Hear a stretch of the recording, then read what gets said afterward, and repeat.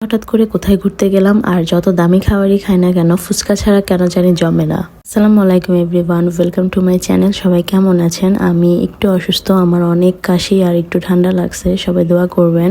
আজকে অনেক দিন পর একটা ভিডিও শেয়ার করতেছি আপনাদের সাথে। আমি আমার এর আগের ভিডিওতে শেয়ার করেছিলাম যে আমি আমার শ্বশুর বাড়ি যাচ্ছি। তো আমি আমার শ্বশুর বাড়িতে তেমন কোনো ভিডিও করিনি আর কখনো করবও না। শ্বশুরবাড়িতে কিছুদিন থেকে এরপর চলে আসছি আবার বাবার বাড়িতে। তো হঠাৎ করে সন্ধ্যার সময় মনে হলো যে একটু বাইরে যাই, ঘুরে আসি, বাসায় বসে থাকতে ভালো লাগতেছে না।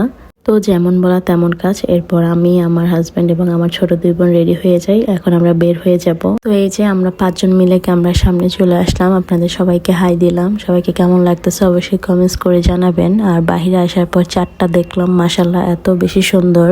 বাইরে হওয়ার পর একটু দাঁড়িয়েছিলাম রিক্সার জন্য, কিন্তু রিক্সা পাচ্ছি না। এখন একটু বাজারের দিকে হেঁটে হেঁটে যাচ্ছি। যাই হোক, এরপর রিক্সা পেলাম আর চলে আসলাম পল্লী বিদ্যুৎ। আর এখানে একটা নতুন রেস্টুরেন্ট হয়েছিল, আমরা গতবার যেতে চেয়েছিলাম, তো সেদিন ওখানে একটা বার্থডে পার্টি ছিল, তাই আমরা যাইনি। তাই ভাবলাম যে আজকে যাই, একটু ঘুরে আসি, ভালো লাগবে। তো এই যে আমরা লিফটে উঠে গেলাম, এখন উপরে চলে যাব। লিফটে আমরা 4 জনই ছিলাম, আর কেউ ছিল না। তারপর আমরা রেস্টুরেন্টের ভিতরে এসে বসলাম। আর চারপাশে এনভায়রনমেন্টটা অনেক বেশি ভালো ছিল, অনেক বেশি সুন্দর করে ডেকোরেশন করা ছিল, আমার কাছে অনেক ভালো লাগছে। আমি একটু পর আবার রেস্টুরেন্ট আপনাদের সাথে সম্পূর্ণ শেয়ার করব। আর এখানে আমি আর আমার হাজব্যান্ড বসে ডিসাইড করতেছিলাম যে কি খাবো, কিসের অর্ডার দিব। তো যেহেতু বাহিরে হালকা পাতলা ঠান্ডা পড়তেছিল, তাই ওনারা আমাদেরকে সাজেস্ট করলো যেন আমরা স্পেশাল যে স্যুপটা আছে রেস্টুরেন্টে সেটা ট্রাই করি। তো এরপর আমরা সেই স্পেশাল স্যুপ আর অন্থন অর্ডার দিয়ে দিলাম। আর এখানে কিছু ছবি তুলতে আসলাম। এখানে কিন্তু 2টা প্লেস আছে ছবি তোলার। প্লেসগুলো অনেক বেশি সুন্দর ছিল। একটা প্লেস ছিল এই রাউন্ড করা নকশাটা, আর একটা হচ্ছে ফুল দিয়ে ডেকোরেশন করা। জায়গা দোনাটা অনেক বেশি সুন্দর ছিল। বেসিক্যালি যারা রেস্টুরেন্টে একটু ভালো ছবি তুলতে চান তাহলে আমি সাজেস্ট করবো, এই রেস্টুরেন্টটা অনেক বেশি ভালো ছিল আর খাবারের দামটাও অনেক রিজনেবল ছিল। আমাদের ছবি তোলা শেষ, আমরা 2 জন বসে বসে একটু গল্প করতেছি, আর ওদিকে আমার ছোট বোনরা ছবি টবি তুলতেছিল। অবশ্যই সবাই মাশাআল্লাহ বলবেন।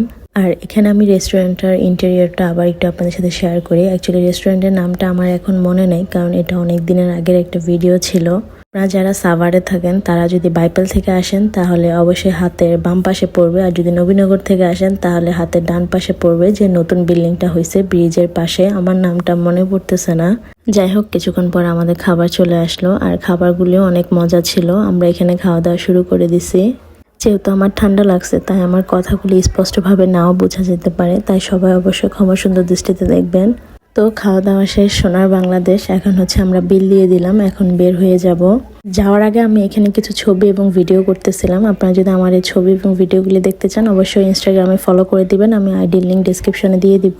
আজকের এই বোরখার কালারটা আমাকে কেমন লাগতেছে অবশ্যই কমেন্ট করে জানাবেন। আমি এই কালার কিন্তু ফার্স্ট টাইম পরছি, আর বোরখাটাও একদম নতুন ছিল।